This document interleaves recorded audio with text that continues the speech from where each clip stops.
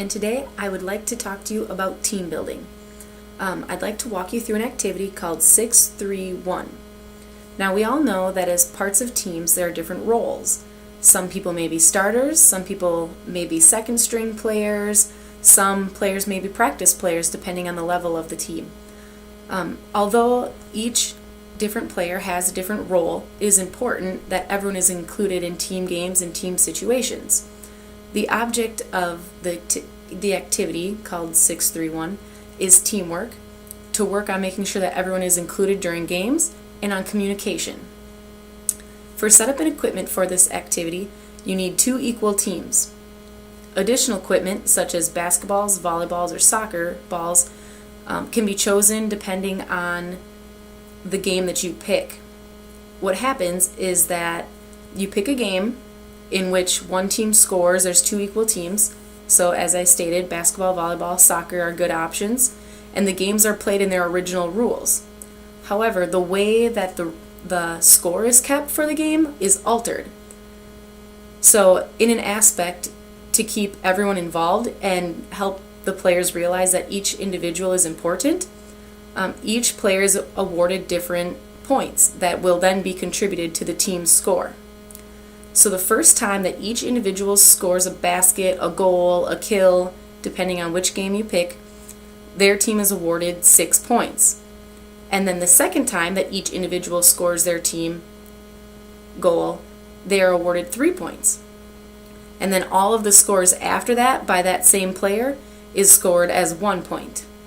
So the more people on the team that score, the more points that the team can collectively make. For younger teams, an option is to have some type of whiteboard or demonstration that they can see you mark down so that they can keep track, or that the coaches can keep track of how many points each team has and they can visually see it. For older teams, it's a good aspect to let them try and remember, working on their skills of switching up players and remembering who has had more time, more touches on the balls. That's a great aspect, and that also makes them work on communication. So those are just some alternatives. Again, the rules are the standard rules of whichever athletic game that you pick. The first time an athlete scores, they receive 6 points. The second time they score, they receive 3 points, and then any additional scores after that is 1 point each.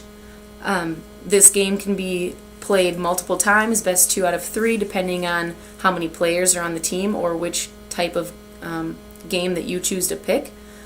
But after each segment or each game, there should be a debrief, and the debrief should focus on communication, on the importance of team roles.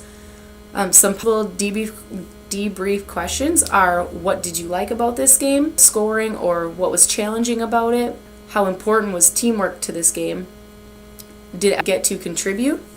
Does everyone always get to be involved in a normal game? Why or not, why not?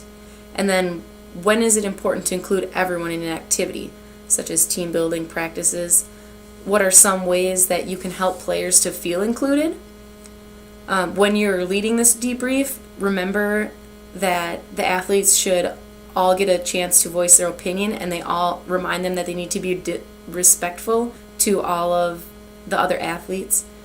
Also, if you're playing it multiple times, ask them for what they suggest might make the game easier, or what they would change about the game if they could, what worked better previous times or times after that.